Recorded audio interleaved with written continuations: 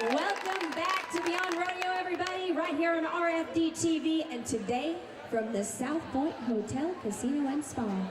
You know, all the big shows have a lighted sign that says applause. The host usually doesn't say. Yeah, we just got a blonde girl with a big mouth. Right. One of the Susies of the day. Yeah. That is true. Well, you know, we have been taking a little time out because actually the label of the show, and that's what it was all intended to be, how long have we been on the air? 3 or 4 years? This is 7. 7? We have just started our Really? 7th year on RFD TV. Oh my gosh, and we are so proud that they let us do this. Well, you're right. You're right. Well, you're holding your edge a lot better than I am. I am glad that folks watch. Well, It amazes me every day when someone says they watch our show. Me too. Me too. I thought that when they say, I see you on TV all the time. I thought it on America's Most Wanted. Well, I didn't want to mention that to anybody. Right. Yeah, every time you pick up the mail, there I am. Again.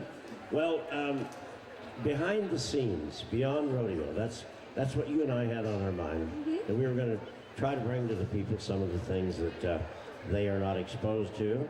Some of them that we have exposed you to were unintentional. But today, now bear in mind, I have to use this cue sheet because my brother and I wrote this piece like 30 years ago. You have a vast array of talents.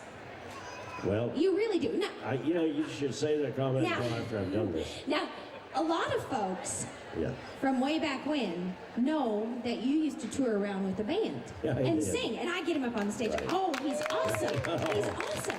But you told me some stories about announcing rodeos and then jumping off the announcer stand onto the bandstand and then singing all night long and packing up your stuff and going to the next place. Yeah, and somewhere in between. The dance usually didn't start right after the rodeo because we didn't have any lights back then. It was afternoon rodeos.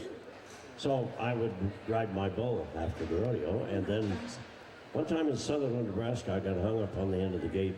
Well, I didn't buck off. I got hung up before you over.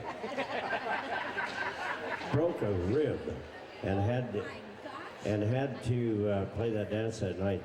And you talk about grouping the words. You do not sing long lines when you have a broken rib. And you write poetry. He writes a Christmas poem every year, and it's always great. And I didn't know that you guys wrote this. And this isn't very Christmassy. This is no. Well, there was a big song called Big John. Not a play on words there. A lot of you know about that probably. Jimmy Dean had a huge record on it, so. We were playing dances all the time, and people wanted us to play Big John. Well, if you ever heard that record, can you imagine dancing to Big John? That's a real good thought. So my brother Mike called me one morning, and he said, we need to write a little different slant on Big John, and we can do it as a comedy act rather than a dance song. So we did it about 30 minutes later. So you just took it right to the toilet? Yeah, that's exactly what we did.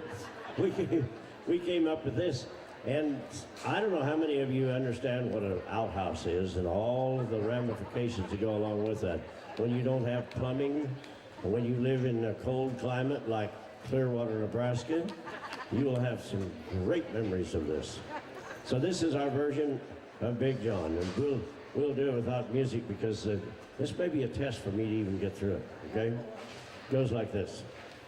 Well, out behind our house, there's a little old shack about 6 by 6, about 40 yards back. There's a double-barreled bench built within, and the roof's full of holes to let the rain pour in to Big John.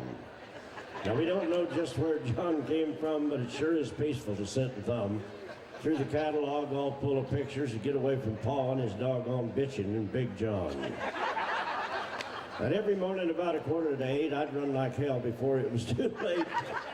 With Brother Bob undoing his drawers and outside Beller and opened the door to Big John. Well, then one day, Pa got a hold of some money, and I love this verse. Then one day, Pa got a hold of some money, and he went to Ma and he said, look, honey, when the wind's blowing right over the sink, I just can't stand the doggone steak of Big John. So with our running water and REA, we could have a pot in the house some way. And then when the wind's blowing and the summer has passed, we won't have to sit and freeze. our rear in Big John. Well, see, now you know why I had to write this down. And then one day before summer was over, we were out in the field stacking the clover. The clouds rolled, the wind started blowing, and Paul yelled, "Kids, we better get going towards Big John." Well, we got to the yard, and when we did, the house and barn had already started to skid. We come out of the cellar, the storm had moved on. Nothing was standing but old Big John.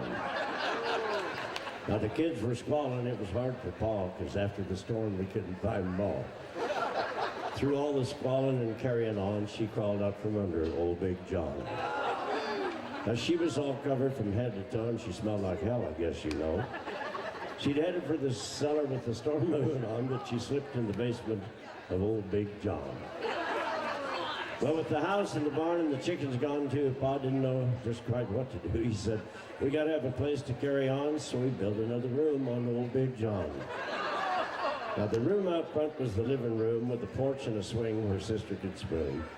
The only place to sit was just our luck, the catalog department of Sears Roebuck, Big John. That was Big John.